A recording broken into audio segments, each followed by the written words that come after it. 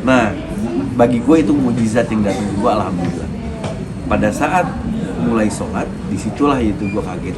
Tiba-tiba kan takbir, wajar aja biasa orang gitu. Allahu Akbar, Allah. Ngangkat tangan gue. Gue selalu nggak tahu kenapa setiap ngobrol itu selalu merinding gue kan. Terus termasuk katanya habis Jumatan merasa lebih baik.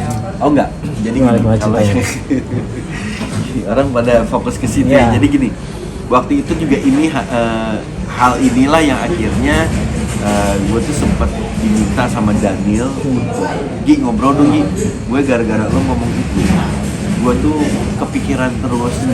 Oke, jadi gini, kejadiannya adalah posisinya waktu itu gue memang lagi bener-bener memang kena motoriknya. Terus begitu gue nggak bisa ngapa-ngapain lah. Nah, setelah pulang dari rumah sakit, kebetulan ada bokapnya temen lah. Dia yang mereferensikan gue ke pengobatan. Ada satu pengobatan di Jakarta juga sebenarnya. Nah, terus dia bilang, Gi, kamu ikut Om. Om masih ada di Bandung. Om pulang dari Bandung, kamu keluar dari rumah sakit, kamu ikut Om. Oke. Nah, jadi akhirnya gue janjian tuh sama klinik itu. Nah, terus begitu pas di klinik itu memang udah dikasih tahu, oh oke, penyakitnya kan gini, ini stroke nih, gini, dan belum ada, waktu itu belum ada seminggu kan kejadiannya. Oh insya Allah, dia bilang ini bisa nih, kata gitu. Dia yakin aja kan. Nah, akhirnya gue pikir yaudah gue ikutin aja. Namanya ikhtiar kan, ikhtiar.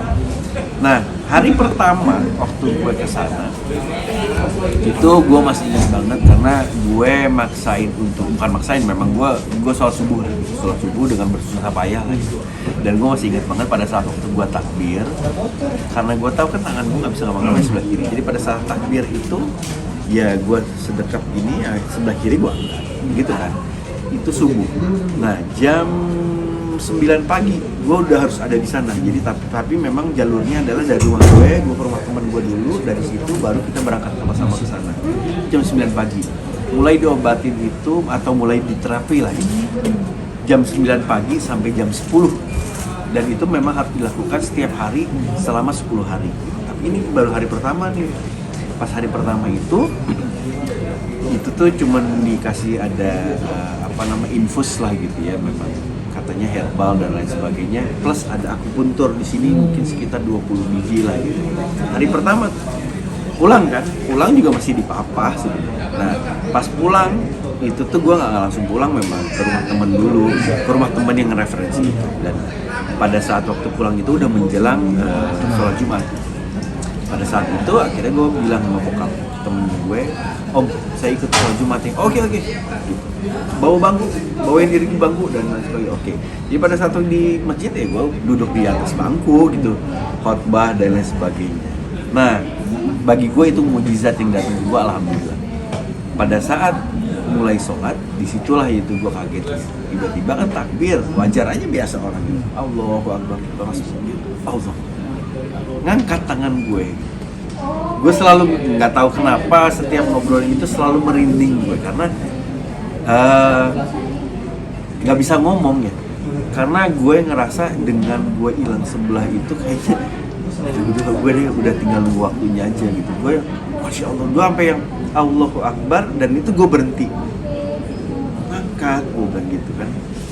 Akhirnya gue ulang lagi takbirnya, barulah di situ sholat kan cuma 2 rakaat, pulanglah ke rumah temen gue. Di situ gue ngomong, Om, tadi kayak tangan saya ngangkat. Memang kenapa? Dia bilang gitu. Kan tadi subuh nggak bisa. Bener kamu? Bener Om. Terus kan saya masih inget Om, saya itu tadi subuh itu masih narik ini ke sini. Begitu dia bilang. Alhamdulillah, udah kamu semangat deh. Ini baru hari pertama, kamu terusin. Mulai dari situ gue mulai ada harapan kan gitu. Wah, kok tiba-tiba pengobatan ini menurut gue ya, kok progresnya cepet banget gitu. Karena gue udah hopeless kan sebenarnya gitu, dalam keadaan hopeless. Alhamdulillah kok kayaknya masih dikasih kesempatan. Mulai dari situ tuh mau dikasih pengobatan. Misal ada yang ngereferensiin dan gue ngerasa ini masuk akal gitu ya, gue berani itu untuk diobatin. Tapi ya gue sih waktu itu fokus ke pengobatan yang direferensi sama temen bokap itu. Jadi ya akhirnya gue rajin aja. Alhamdulillah progres itu ada terus gitu. sehari, 2 hari, 3 hari, dan hari ketiga gue ketemu lagi nih. Satu adalah pengobatan akupuntur yang memang direferensi sama Mona Ratuliu. Nah, disitulah ada progres berikutnya, bahwa itu juga aneh, instan. Turun dari mobil gue masih nyeret, terus begitu gue didudukin, ditusuk sama si dokter ini nih, terus itu memang jauh lebih banyak, mungkin ada 50 sampai 70 nggak tahu lah, di mana-mana ya ditusuk semuanya gitu ya. Terus dalam keadaan masih tertusuk, gue disuruh jalan ngiterin meja makan. Di situ gue alhamdulillah ada pergerak, ada tenaga gitu, ada tenaga. Gue nangis di situ sampai si dokternya bilang, "Kamu kenapa?" "Dok, kok saya ngerasa ada tenaga gitu, sedikit ada tenaga." Startnya tipis-tipis sih sebenarnya. Terus gitu, terus akhirnya benar kamu, "Iya dok." Ya, gue disuruh duduk lagi. Nah, pada saat itu dia tusuk lagi kan, tambah lagi, nggak tahu di mana-mana, ada di mulut lah, ada di mana-mana. Akhirnya dia bilang, "Coba kamu angkat gelas itu." Jadi gelas kaca yang kayak ditukang-tukang gitu loh. Disuruh ambilnya pakai tangan kiri karena tangan kiri gue kan yang kena. Itu gue bisa begini. Wah, itu masya Allah. Gue ya Allah, ya Allah. Gue cuma nggak bisa ngomong apa-apa. Kalau gue ditanya kenapa bisa begitu, cuman karena tangan Allah kalau menurut gue sih. Jadi gue pikir ya gue masih dikasih kesempatan aja. Kalau Gitu. dari keluarga sama teman-teman ketika melihat kakak seperti itu, gimana sih? Ya mereka happy ya, mereka amazed gitu, karena gini, dasarnya kan kalau kita ngedampingin sama orang yang mungkin punya penyakit kayak gitu tuh, kita hanya bisa ngeliat kan, tapi mereka nggak bisa ngerasain. Nah, tapi kalau aku memang bisa ngerasain. Jadi mereka cuma bisa, oh gitu, kayak gitu, bener gini kayak gitu kan. Tapi kalau yang ngerasain gitu, jadi beda rasanya. Itu kenapa pada saat waktu ada temen atau ada keluarga, temen lah lebih banyak ya, yang kena stroke, aku bisa ngerasain. Itu yang aku waktu itu ngotot lah, boleh dibilang pengen untuk ngejenguk Hilman Lupus almarhum. Kenapa? Karena pengen dialog gitu, pengen ngobrol sama dia. Karena rasanya orang yang kena stroke lah gitu ya, itu kan kena mental. Terus dia berdialog sama orang yang mungkin ahli, bukan yang gue ngecilin ya, mereka paham pastinya, terapis dan dokter lain sebagainya, karena mereka punya pengalaman. Tapi kalau orang yang bisa ngerasain, itu gue tahu banget rasanya kayak apa. Contoh soal gini deh, terapisnya ya, gue nggak ngomongin terapis yang lain-lain, tapi terapis yang hari itu nanganin Hilman, dia sempat ngomong begini soalnya, iya nih Pak Hilmannya males nih gini. Di situ gue ngerasa apa ya, dia bilang sedih juga enggak, tapi maksud gue dia bukan, akhirnya gue tahu bukan males mas, bukan males, berat. Ngobrol sama Hilman, man, gue tahu rasanya kayak apa man. Hilman hari itu nggak tahu, gue nggak pernah ngebocorin bahwa gue pernah nikah.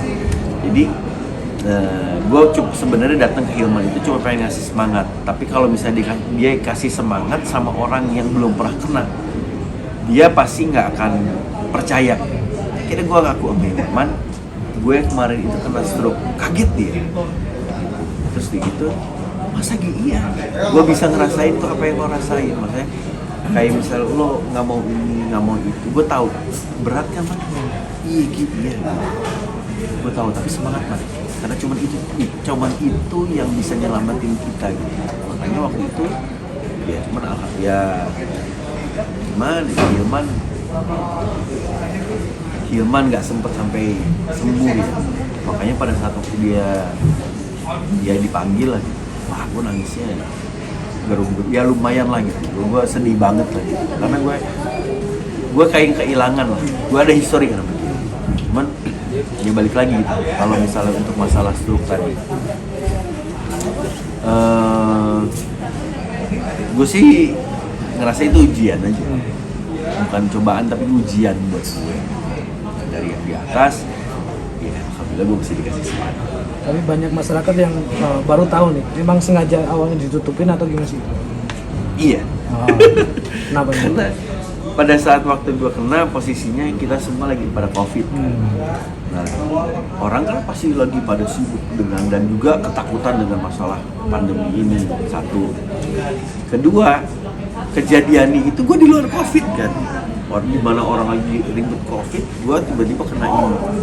Jadi gue pikir ya udahlah, gue selesain aja masalah ini sendiri. Memang bener gue butuh doa dari orang-orang, tapi bagi gue bukan hanya doa, tapi gue butuh support iya, tapi gue nggak mau kalau misalnya hanya ketemu, didoain, dikasih semangat, impactnya ke gue tuh jadi melo gue, karena kena mental kan gitu. Jadi gue kayak waktu itulah, contoh soal yang memang tahu ya, Mona, Indra gitu. Gue thanks banget sama mereka nih yang support nengok, kasih support sama gue, Mesya, Baby, terus ya teman-teman yang akhirnya bocor lah gitu.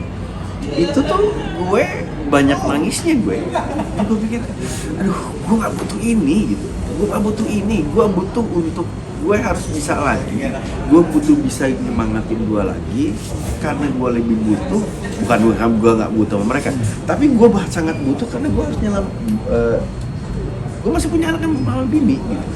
Istri gue tuh menurut gue orang yang gue nggak tahu ya di belakang gue, tapi maksud gue alhamdulillah di depan gue dia tuh yang stabil aja gitu, kayak gue di samping lo, gue semangatin, that's it gitu aja. Itu yang gue perluin, dan itu yang gue perluin hari-hari gitu. Walaupun ada hal-hal yang gue pikir dia nggak bisa ngertiin, tapi gue ikhlas. Karena apa? Ya, dia nggak bisa ngertiin gue lah rasanya kayak apa, karena dia nggak ngerasain gitu. Itu yang gue perluin. Jadi gue pikir gue nggak perlu deh kasih tahu orang-orang. Gue cuma takutnya gini, kalau gue kasih tahu orang-orang atau orang-orang tahu gitu loh, terus gue nggak punya kesempatan untuk orang-orang pasti udah jadi underestimate kan sama gue. Jadi gue nggak punya kesempatan lagi tuh untuk kayak misalnya gini deh, gue suruh kerja, gue beraniin untuk ngambil kerjaan karena gue harus challenge badan gue, motorik gue, semangat gue gitu. Gue nge-MC yang tadinya lidah gue keluh lagi, pelok kan gue sempet. Tapi dengan gimana sih gue bisa manage suasana kerja live kayak gitu kan, MC dan lain sebagainya. Setiap MC itu kan atau orang perform itu kan pasti ada pressure kan.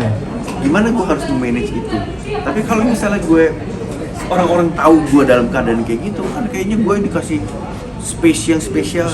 Gue nggak mau itu, malah takutnya berbalik ke gue gitu.